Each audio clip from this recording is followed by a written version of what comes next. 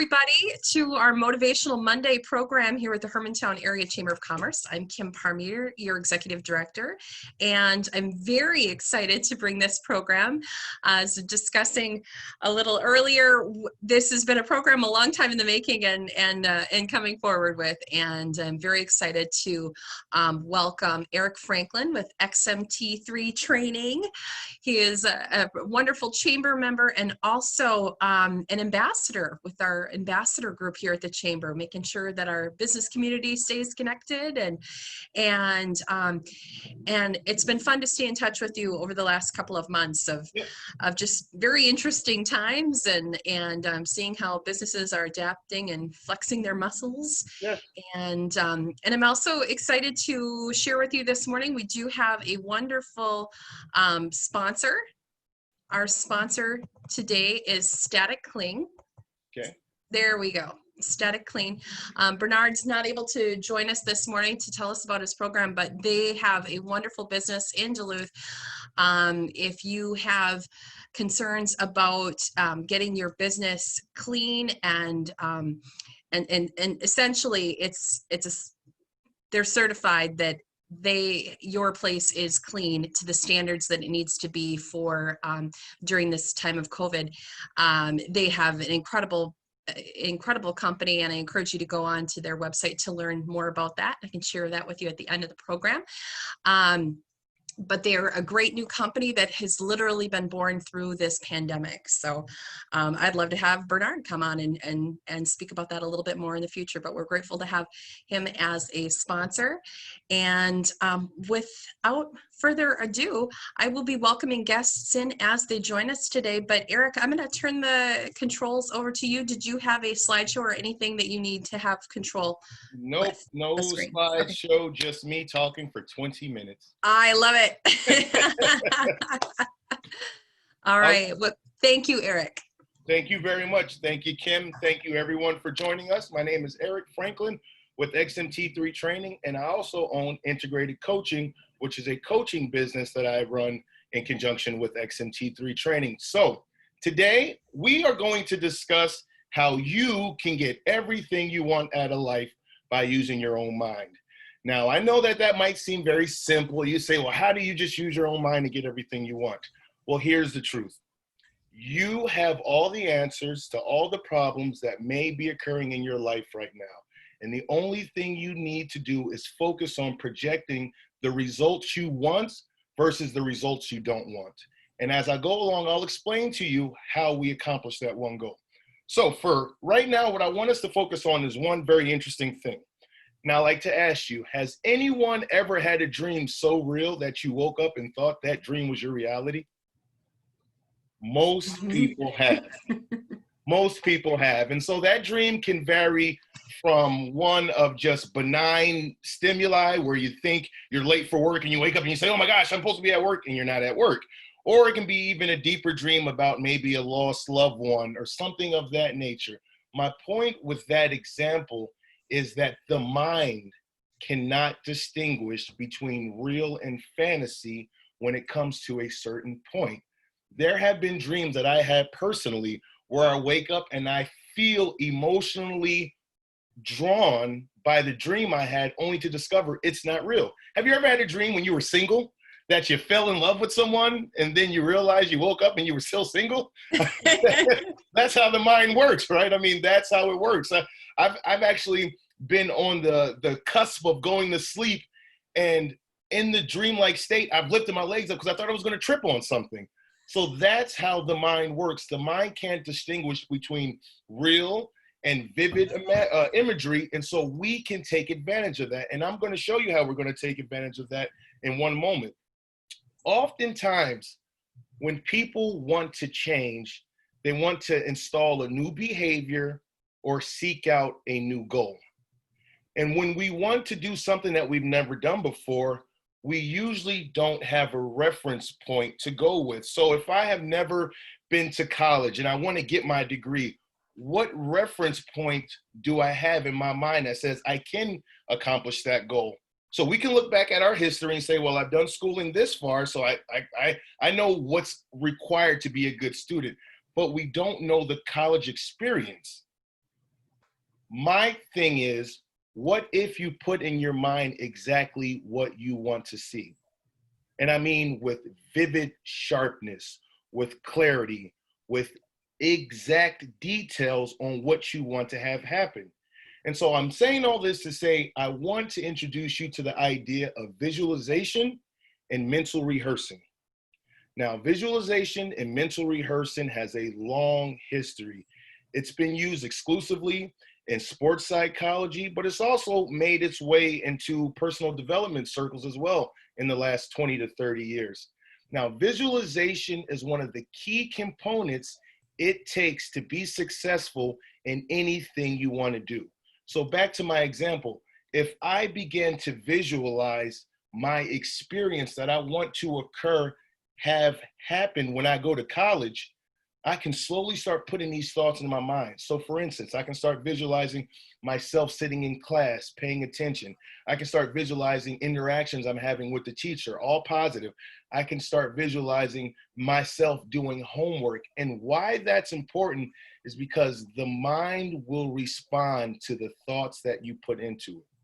For instance, when you have someone who has an anxious or an anxiety ridden response, what we can deduce is that that person is making pictures with his or her mind. They're infusing them with a lot of emotion, usually negative if we're talking about anxiety, and they're responding to an event as if it is taking place in the now. I have personally witnessed people panic themselves from an imagined event that has never occurred.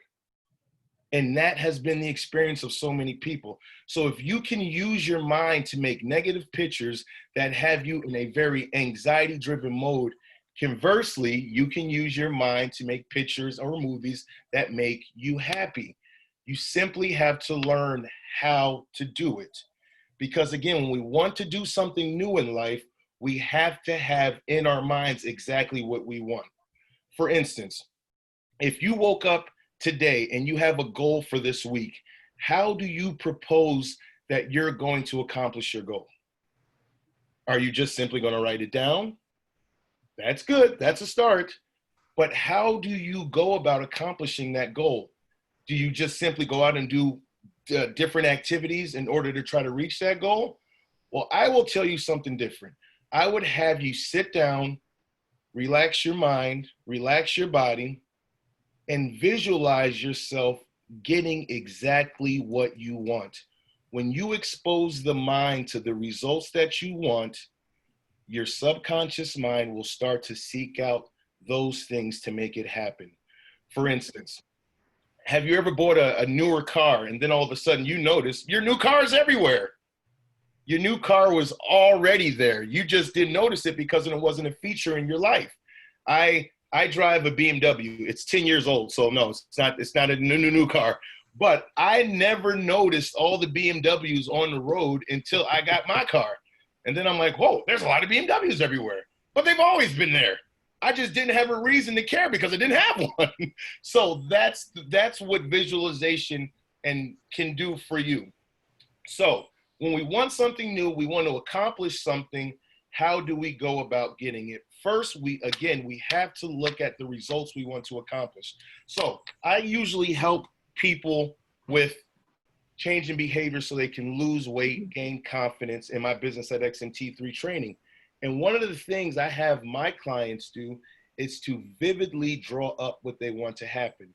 So for instance, if you say, I want to lose 20 pounds, well, losing 20 pounds really doesn't have any emotional pull to it, right? It's just a number that you come up with and you say, well, when I get down to 20 pounds, I'll know because I'll look at the scale.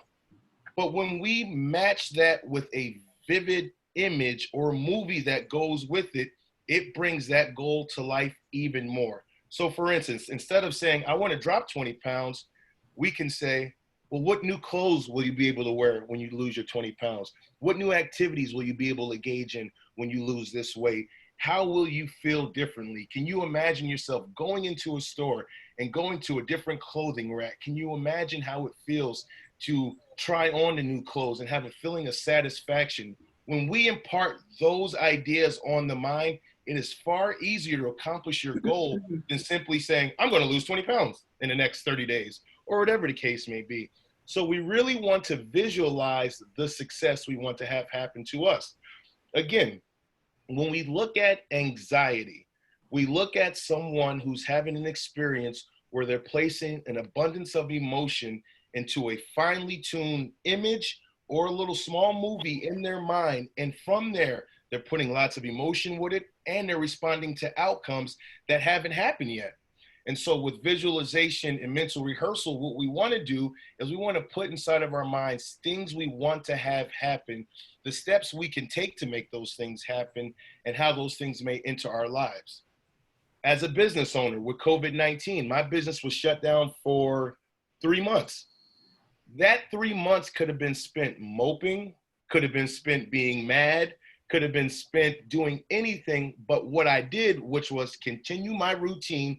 And I put inside my mind, I'm going to sign 6 clients by the time my business opens, or within 30 days, of my business opening. And I visualized that. I visualized how it felt when they walked into my business. I visualized the conversation with them. I visualized every aspect. And now I think we're a little over, we've been open now for 5 weeks, and I've signed 5 clients and not the 6. So is that a failure? I don't think so. I think it's pretty good. But the point is, what we want is, it's similar to the law of attraction. We want to call into our existence what we want to have happen to us. But we simply don't just want to say, I want to sign 6 new clients. No, I'm going to sign a man that's between the age of 25 and 35. He's going to have brown hair. He's going to have a slender build. He's going to, you really get the fine details, and your mind will bring it to you. When I first heard of this, I thought, that sounds too good to be true. That can't be real. Who's trying to sell me something? But ultimately, when you experience this, you will see how powerful it is. But one of the things I must tell you is you have to have patience. You don't start visualizing Monday and by Friday, the whole world is turned upside down and you have everything you want. I wish it were that easy, but it's not that easy. Instead, what we want to focus on is finally detailing every aspect of the experience you want to have happen to you. So I use weight loss as an example. That's one. We could also look to see if you wanted to go for a job promotion. You can visualize yourself confidently filling out the application. You can visualize yourself confidently talking to your superiors about it. Then you can take it further. Visualize yourself in the interview process. Visualize how you're responding to questions. Notice how relaxed you are. Notice how upright you're sitting because you're confident, because you've experienced this before. And every interview I have, even this very speech right now, I have visualized this because it is important to rehearse and see what you want, because it's more likely that that will happen. Again, oftentimes we use this power in a way that's not conducive to us being successful. Oftentimes the power of imagery and visualization is used for a negative effect. It's what we don't want. Think about it in this way. If I asked you to think of just in the last 30 days, what has been something in your life that has made you really mad, really frustrated, just really disengaged? You weren't happy, you were upset. It could have been something child did, a coworker, a spouse, whatever. I guarantee you, if you sat and thought about it, you can remember what upset you in vivid detail. You might even remember what you were wearing that day, or what exactly you were doing. But my point is, when you look at a great experience that you've had in that same amount of time, are you as detailed? Can you go back and see that good experience, as well as you can see the bad one? Oftentimes, because of our reptilian brain back there and all the years it's been around, we look for the bad rather than the good as a survival mechanism. So I need to know not to go down there because that's harmful. So my mind is always going to tell me, don't go that way down there because it's harmful. So the mind is already looking for the bad. That's why visualization is so important, and we have to instill the good we want to see. You have to remember, everything that has ever come into existence in the external world was once a thought in someone's mind. This laptop that I'm talking on right now was a thought in someone's mind. The cell phone that's keeping the timer right now was a thought in someone's mind. So we can take thoughts and transplant them and expose them to a reality, but we have to cultivate them in the way that's conducive to what we want to do. And so when we're visualizing, we're placing in our mind exactly what we want to have happen. And you can even have alternatives come up. Well, I'll respond this way if this doesn't happen, and I'll respond this way if that doesn't happen. But the ultimate goal is to get you into a routine where you're daily sitting down and you're setting aside time to focus on what you want to have happen. This is a practice I've done now in my life for the last 5 years. I'm up to 30 minutes a day now, 10-minute sequences throughout the day, because my day allows for that. And what I do is I simply sit back, set a timer on my phone, and I put in my mind everything I want to have happen. I just shared with you a goal about signing 6 clients, and I've signed 5. So now that was a 60-day goal. So now I'm going to rehearse and do another 60-day goal. Short-term and long-term goals are very important.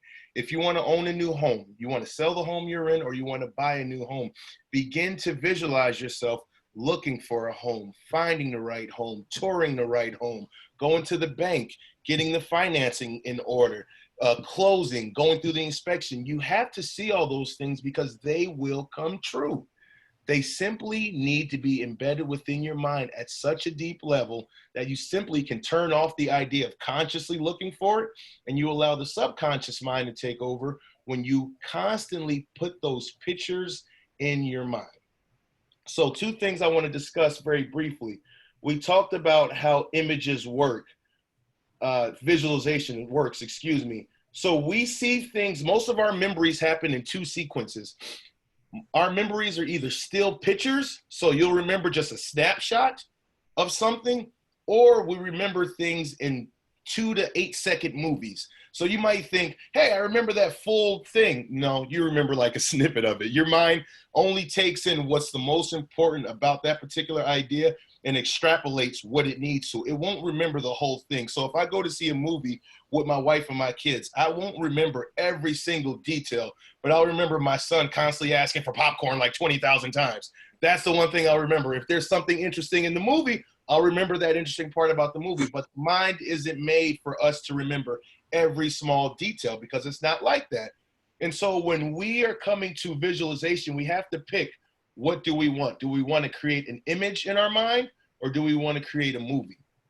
What I usually do is tend to create movies. And so what I do with that is I build first. It's almost like a silent movie. So I build it first and I put in what I want.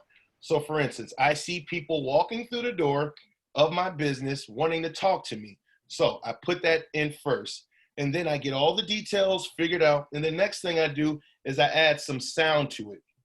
I hear us exchanging things, exchanging conversation, me asking them questions. Why are you here today? What's the roadblocks to your success? Those things. Then after having all the visual modalities sought out and the sound, the next thing I do is come up with emotion. How will I feel? Emotion is one of the biggest drivers of how memories work. We don't necessarily remember things in a definite manner. We mostly remember the emotion that we attach to the memory. So when you have a memory in your mind, it generally isn't just some random thing. It's there because there's emotional component attached to it. And so when we're building a movie, when we do the visual aspect, we create the auditory aspect, and then finally we have the emotional aspect, and we can also call that the kinesthetic aspect, and it's how you feel, how you feel. So if you want your daughter to graduate college one day, you can slowly start building it in your mind, how she's going to do, what school she's going to pick, how she's going to feel when she's graduating, how you're going to feel watching her. All those things are true and they're real and they can happen. One of the things about visualization that I find awesome is there's no way to do it wrong. There's no way to do it wrong. All you're doing is imparting inside your mind a different set of images or movies that you want to have happen in your life. And honestly, with all the visualization I've ever done, everything has occurred. Not to the way I've always thought it out to be, but it always has occurred. Because you won't always get what you want, but you'll get most of what you want. You'll get some of what you want, and some is better than none.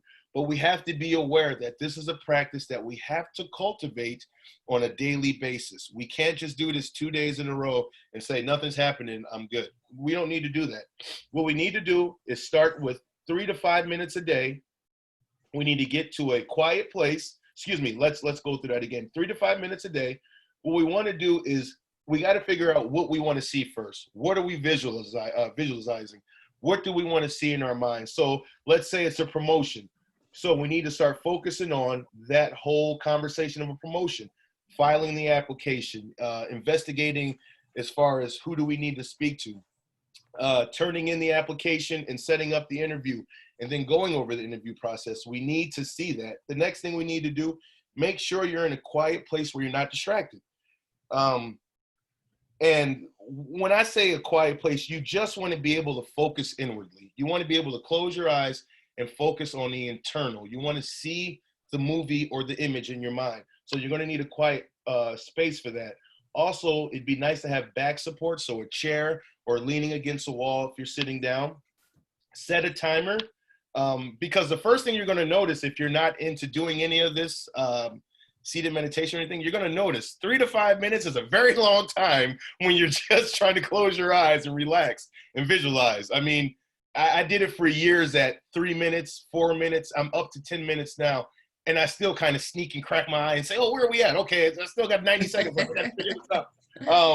But it's normal. That's normal. And so, again, we want to set the timer, close your eyes, and begin to visualize. One of the things that I like to do before we wrap up, and how I do it, is I like to see myself in a movie theater watching what I want on the screen. So I'm taking a third person view. Okay, so what that means is there's 2 views that you can do in visualization. You can take your point of reference, so what you see, or you can take the third person view, which is you watching yourself watch a movie. Now that's powerful because you're watching yourself do it. And again, this takes time to build up, but you can do it. So what you want to do, what I do, is I watch myself responding to what I'm seeing on the screen. And so I want, what's one goal I have right now? I want to add, I want to add some more people to my online subscription service. So the thing I'm doing with that is I'm visualizing people calling me more. I'm visualizing people emailing me more about my service. And again, it might sound crazy, but I just got another call this weekend. So you can say coincidence, and I'm okay with coincidences. It's all green money in the end of the day.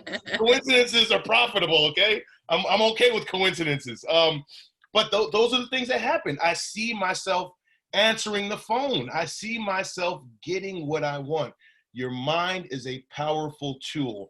It's more powerful than any computer. It's more powerful than anything man has designed. You can use it to get the life you want, but you have to follow certain steps, and you have to be aware of how to actually go about it. So I would never tell you to visualize something you don't want to have happen, because it's not that it's going to not happen. You just don't want to bring that energy to your existence. So if I'm worried about my bills, I don't want to visualize getting put out of my house. That's just not helpful.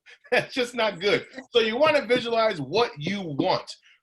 Again, weight is just a simple thing, but just if I want to say, okay, I'm going to save up and I'm going to take my family on a vacation. So I'm visualizing myself working harder, saving up, the feeling of pride as I put more money to the side, visualizing how my kids are going to be so excited when I tell them we're going on a trip. Those things, again, the visualization, the detail, and the emotion, they will pull you. No matter what, we are all moved by emotion. No matter where you stand, people won't or will wear a mask based on emotion. Okay? It's an emotional pull. So what you want to do is create within yourself positive emotional pulls that are going to lead you to where you want to be, and not focus on negative emotional pulls that are just going to drive you lower. And some days are harder than others. I don't want to make this seem like the world is rosy and everything is going to be easy. No, some days it's much harder to focus than other days.